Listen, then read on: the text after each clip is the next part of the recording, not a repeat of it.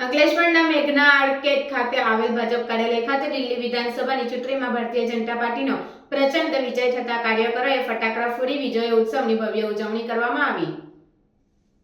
દિલ્હીમાં આમ આદમી પાર્ટીને મળેલા કારમાં પરાજયના કારણે અંકલેશ્વર શહેર ભાજપના આગેવાનો સહિત કાર્યકરોમાં નવો જોશ અને ઉત્સાહ જોવા મળી રહ્યો છે।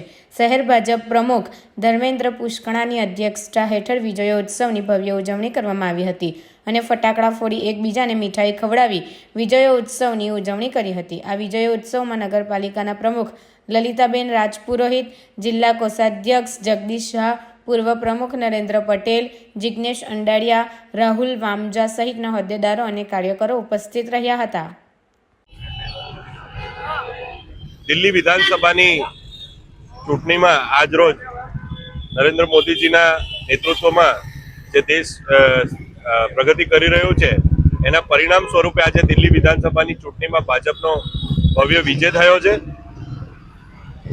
આપના ઝાડુને લોકોએ જાકારો આપ્યો છે।